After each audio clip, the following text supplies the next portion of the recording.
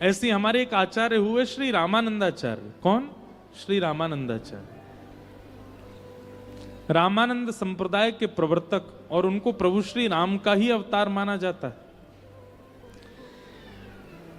तो श्री रामानंदाचार्य जी जब अपने बाल्यकाल में थे, अपनी युवावस्था में थे, बहुत ध्यान से सुनिएगा, जब भक्ति के बीज रोपण नहीं हुए थे, बीजारोपण नहीं हुए थे उनके चित्त में, उस समय की बात है। नगर में कोई प्रवचन चल रहा था और श्री रामानंदाचार्य जी बैठ करके सुन रहे थे। तो प्रवचनकर्ता ने कहा, राम के भरोसे बैठ जाओ, राम जी सब आनंद करा देंगे। जैसे अभी हम कह रहे हैं ठाकुर जी पे छोड़ो सारी इच्छाएं, ऐसे ही कोई वक्ता कह रहे थे कि राम जी के भरोसे हो जाओ, राम जी सब करेंगे। अच्छा एक बात सुनिएगा, कई लोग यहां बैठे हुए कहीं ऐसा अनुमान मत लगा लेना कि भाई हाथ पे हाथ धर के बैठे रहो, सब आलसी बन जाओ, सब काम राम जी करेंगे। ऐसा नहीं कह रहे हम। सामान्य कर्तव्यों का निर्वहन आपको करना है। प्यास लगेगी पानी पीना है, भूख लगेगी भोजन करना है। कर्म करते हो, अपने दफ्तर जाना, हॉस्पिटल जाना, क्लिनिक जाना, इधर जाना उधर जाना, ये सब करना है। एक्स्ट्रा जो इच्छाएं आपके चित्त में प्रकट होती हैं, जिसकी वजह से आप ओवर थिंक करते हो, वो सब खत्म करनी है, वो सब ठाकुर जी पे छोड़नी है। तो लेकिन यहां पर रामानंदाचार्य जी ने यही अर्थ लगा लिया कि राम राम करो तो राम जी पूरा जीवन पालन करा देंगे। तो रामानंदाचार्य जी ने जाकर के उन व्यास जी से कहा, बोले भगवान आप व्यास मंच पर बैठे हैं, हम आपसे कुछ कह तो नहीं सकते, आपकी सारी बातें स्वीकार्य हैं, पर आप कह रहे हैं राम जी के भरोसे बैठ जाओ, राम जी रोटी खवा देंगे क्या? तो व्यास जी थोड़े से क्रोध में आ गए, और क्रोध में आके उन्होंने कहा, हाँ अगर राम जी के बस में आ जाए तो राम जी रोटी भी खवा देंगे, तुमको कोई कुछ नहीं करना पड़ेगा, राम राम जपो बस, राम जी रोटी भी खवा देंगे। रामानंदाचार्य जी ने सारे गांव के लोगों को बुलाया, भैया देखो हमारी बात सुनो, मैं अपने गांव से कोसों दूर एकांत एक अज्ञात स्थान पर जा रहा हूं, ना रोटी लेके जाऊंगा ना दाल, कुछ नहीं लेके जाऊंगा अपने साथ, केवल राम राम जपूंगा। 24 घंटे के अंदर अगर राम जी ने मुझको रोटी खवा दी तो मैं स्वयं आप सबके सामने वचन लेता हूं कि जीवन भर राम नाम और प्रभु श्री राम का गुलाम बन के रहूंगा। लेकिन शर्त यह 24 घंटा में रोटी राम जी खिला जाएं, मैं कोई प्रयास नहीं करूंगा, मैं केवल राम राम जपूंगा। अज्ञात जगह जाऊंगा ताकि कोई परिचित पहुंच ना जाए, कहीं व्यास जी पहुंच ना जाए, कोई व्यवस्था मेरे लिए भोजन की ना कर दे, इसलिए अपरिचित अज्ञात जगह जाकर के राम राम जपूंगा।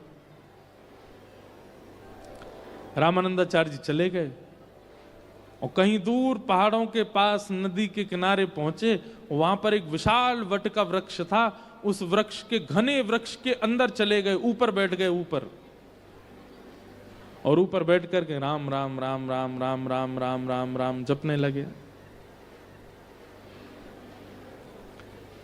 जपते जपते थोड़े ही घंटे बीते, इतने में ही कोई तीर्थ यात्री आए और तीर्थ यात्रियों ने आकर के नदी में स्नान किया।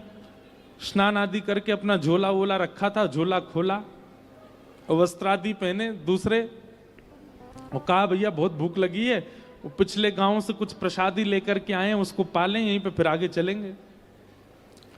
और उन तीर्थ यात्रियों ने प्रसाद खोला, उसमें पूड़ी सब्जी गुलाब जामुन आदि सब गांव के लोगों ने जो प्रसाद दिया वो सब था।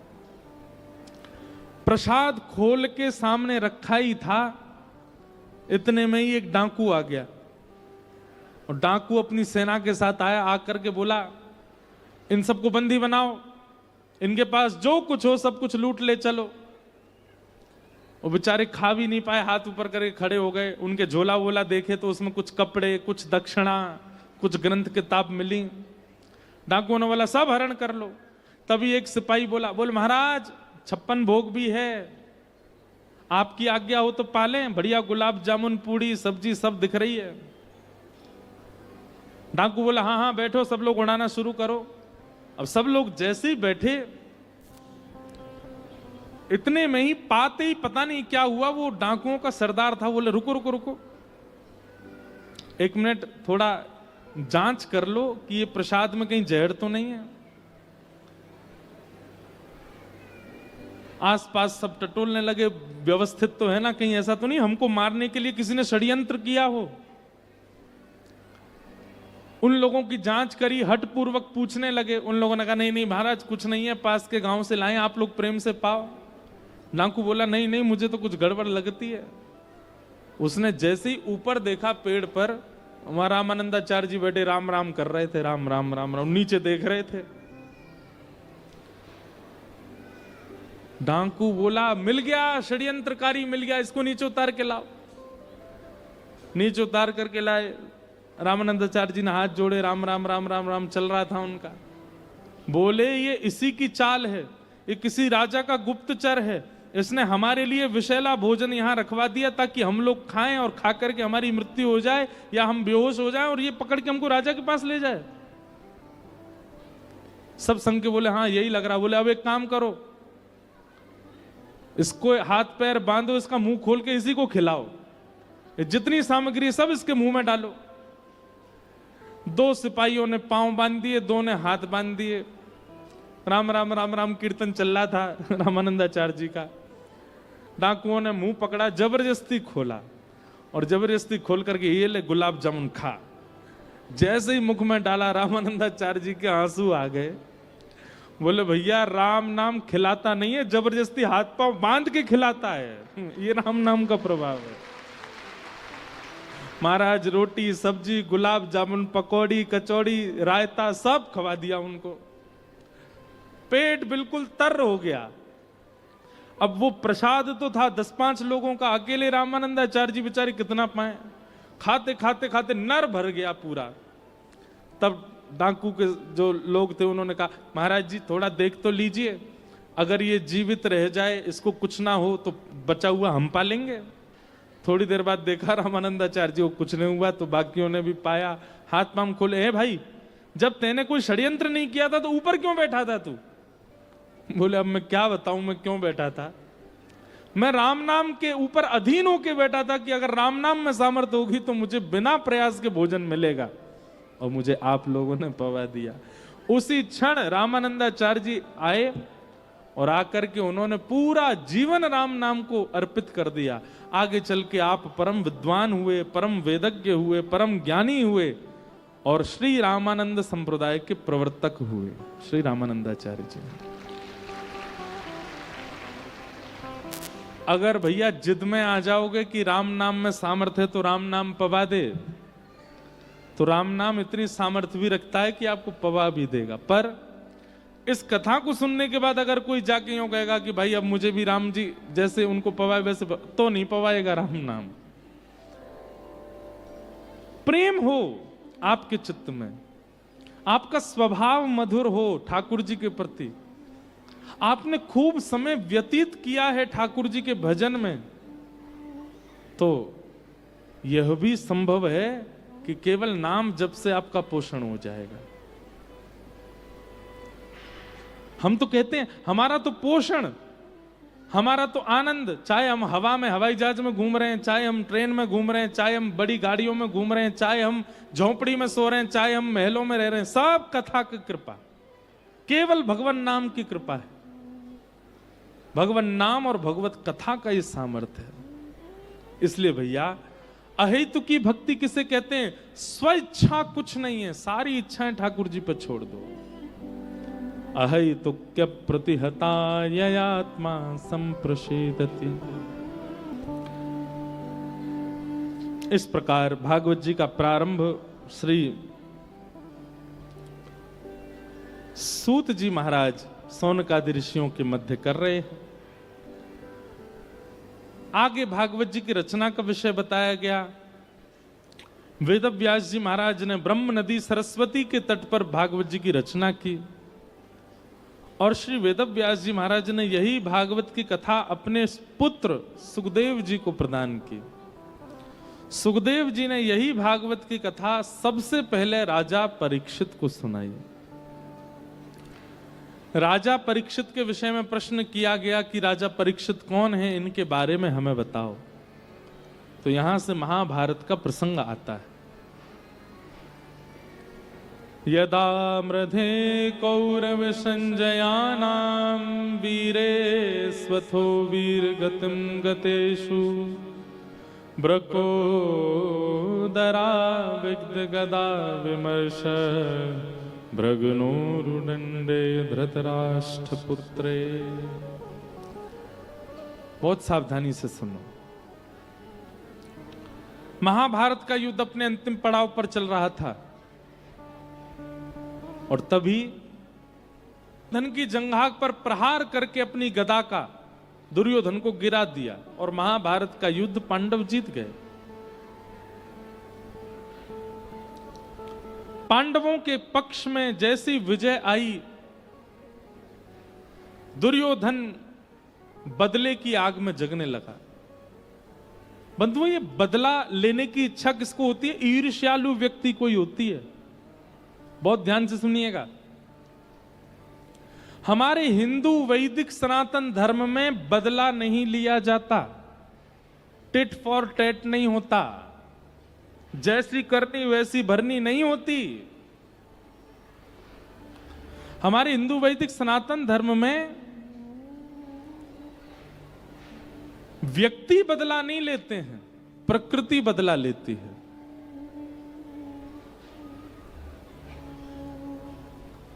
आपके साथ यदि कुछ अनुचित होता है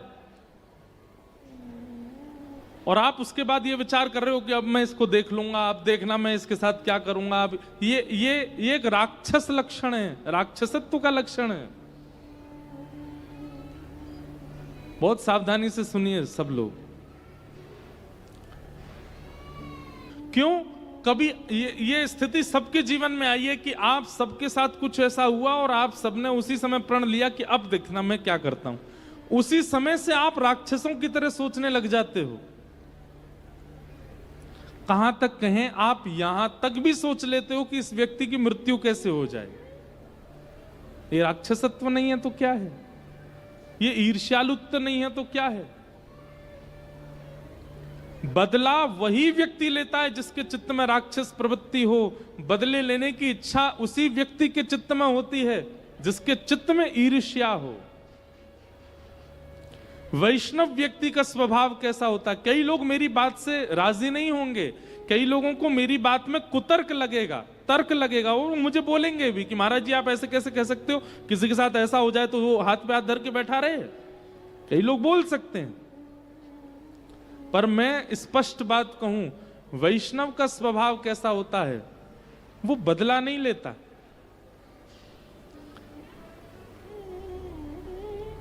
घटी हुई घटना पर भगवद इच्छा मानता है और भगवद इच्छा मान करके उसको जो भोगना है वो प्रकृति पर छोड़ देता है। और ये बात निश्चित मानिए, प्रकृति मतलब पृथ्वी, अग्नि, जल, वायु, आकाश, इनको प्रकृति कहते हैं। व्यक्ति जब अपने साथ घटी घटना का बदला नहीं लेता तो पृथ्वी, जल, अग्नि, वायु, आकाश उससे बदला लेते हैं। कुछ ना कुछ प्रकृति ऐसा करेगी। जैसे कई बार ऐसा होता है, घर में आपकी किसी से नोक झोंक हो गई, आपने किसी को बहुत सुना दिया, जबरदस्ती सुना दिया, आप पलटकर जैसे ही आगे चले तो पैर के नीचे छिलका आ गया, रिपट के आप गिर गए तो दूसरा व्यक्ति क्या कहता है? मिल गया फल, और लड़ ले मुझसे। और ये वास्तविकता है, ये कोई मनगढ़ंत बात नहीं, ये वास्तविकता है। प्रकृति बदला लेती है। कई बार आप किसी संत के प्रति दुर्भाव रखते हो, घर में बैठे बैठे आपने मन में सोच लिया यार वो संत अच्छे नहीं है, वो तो ऐसे हैं, वो तो ऐसे हैं, और ये तो ऐसे हैं, और आप सोचते सोचते चाय पी रहे थे, अचानक गरम गरम चाय फैल गई, जल गए। मन में आई यार बहुत तेज जल गए। क्यों? प्रकृति बदला लेती।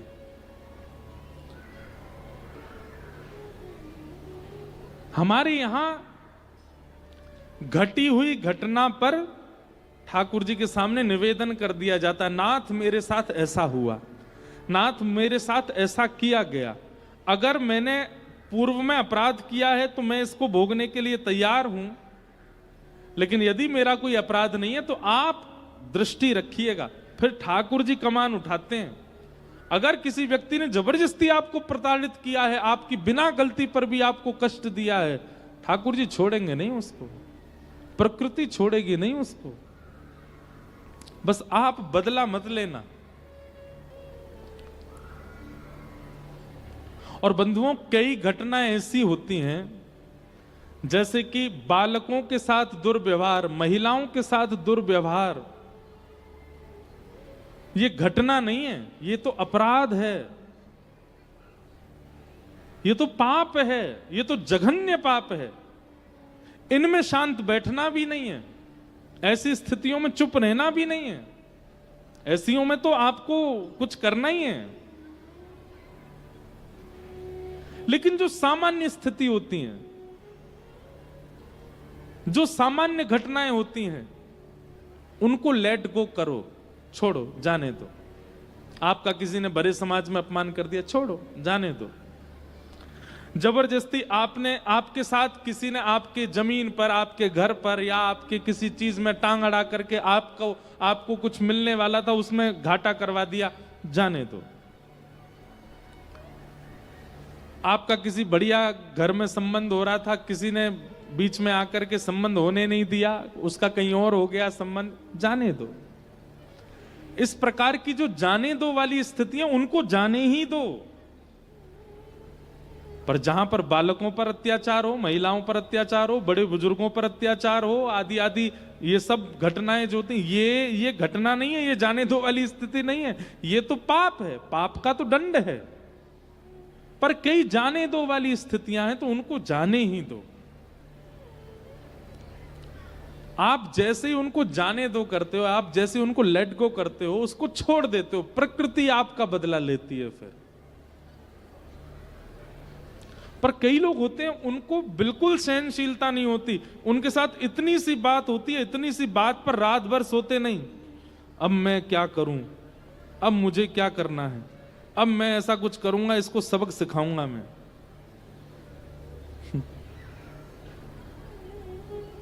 ये सबक सिखाने वाली स्थिति राक्षसों की होती है, मानवों की नहीं।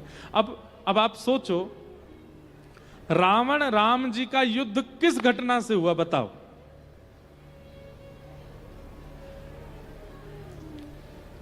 शूर्पणखा गई थी राम जी के पास, और राम जी के पास जाकर के, अब बताना इसमें गलती किसकी है। सब जानते हैं शूर्पणखा की गलती है, पर फिर भी हम पूछ रहे हैं। शूर्पणखा ने जाकर के राम जी से क्या कहा, मुझसे ब्याह कर लो, आप बहुत सुंदर हैं और आप बहुत सौम्य दिखते हैं। और एक मानस जी में तो ऐसा वर्णन है कि पूतना ने ऐसा कहा कि इतने सुंदर नहीं हो आप, राम जी से कह रही है, इतने सुंदर नहीं हो, पर हां काम चला लूंगी मैं, मुझसे ब्याह कर लीजिए आप। राम जी ने कहा, ये दिख रही हैं आपको, दूर बैठी हैं शिला पे, बोला ये हमारी गृहिणी है, हमसे अच्छा है कि उनसे ब्याह कर लो, वो जो पतले से घूम रहे हैं ना नीचे, उनसे ब्याह कर लो आप जाके, हम तो ऑलरेडी रिजर्व्ड हैं। और बड़ी पत्नी के सारे अधिकार होते हैं, तो पहली पत्नी वही है, बड़ी पत्नी आप छोटी बन के जाओगी तो कैसे काम चलेगा। शूर्पणखा तुरंत चली गई लक्ष्मण जी के पास। सबसे पहली बात, शूर्पणखा के चित्त में अकेले राम जी नहीं है, वो जहां चाहे भटक सकती है, जहां चाहे जा सकती है। स्थिरता नहीं थी शूर्पणखा के चित्त में। लक्ष्मण जी के पास गई, बोले सुनो हमसे ब्याह करो। और क्या कहती है, वो तो सांवले हैं, वो तो काले हैं, उनसे मेरी जोड़ी जमेगी नहीं, तुम मुझसे ब्याह कर लो। और उनकी तो पत्नी भी है, उनसे ब्याह करके क्या फायदा, तुम ही कर लो। लक्ष्मण जी बोले देखो, वो मेरे स्वामी हैं, वे मेरे स्वामी, उनकी पत्नी मेरी स्वामिनी, मैं तो दास हूं। और मैं दास, तो मेरी पत्नी को भी क्या बनना पड़ेगा, दासी। बताओ दासी बनने में तुमको अच्छा लगेगा? दास बन के क्या फायदा, उन्हीं के पास जाओ, उन्हीं से कर लो ब्याह। और भैया ये तो क्षत्रिय राजा हैं, एक बहु पत्नी रखने की संभावना है, इनके पिताजी के 3-3 ब्याह हुए, आप भी कर लो। फिर से गई राम जी से जाके बोली तुम ही करो मुझसे ब्याह। राम जी ने फिर उसको लक्ष्मण जी के पास भेज दिया। तो क्या बोलती है, बोले मैं तुम दोनों को खा जाऊंगी और तुम्हारे सहित इसको भी खा जाऊंगी, तीसरी जो है, मुझसे ब्याह करो। गलती किसकी है? शूर्पणखा की गलती है। जब अंत में शूर्पणखा ने यही कह दिया कि तुम दोनों को भी खा जाऊंगी, तुम्हारे साथ इसको भी खा जाऊंगी। अब ऐसी स्थिति में अगर आ जाए तो फिर तो कुछ एक्शन लेना पड़ेगा ना, अपने आप को बचाने के लिए तो कुछ करना ही पड़ेगा। लक्ष्मण जी ने उसके नाक कान काट दिए। अब नाक कान कटवाने वाले काम ही किए हैं उसने। और इसके बाद भी बताऊं, शूर्पणखा का भी पहले ब्याह हो चुका था, ये भी पहले से ब्याही ठियाई थी। इनके पतिदेव एक युद्ध में रावण के द्वारा ही मारे गए थे, स्वयं भी विवाहिता है। और उसके बाद लौट करके गई तो रावण से जाके क्या कहती है, उन्होंने मेरे नाक कान काट दिए। रावण ने ये नहीं पूछा क्यों काटे, क्या बात हो गई, क्या कारण था। केवल उनकी पत्नी के सामने मैं ज्यादा सुंदर लग रही थी इसलिए मेरे नाक कान काट दिए। रावण बोला अच्छा, और इसी बात पर विवाद हो गया। अब देखता हूं ये कैसे आगे चलेंगे। बस ये बदले लेने की आड़ में ही गया, सीता जी का जाके हरण किया, पूरी लंका का सर्वनाश करवा दिया। ये राक्षसत्व होता है कि हम बदला लेंगे।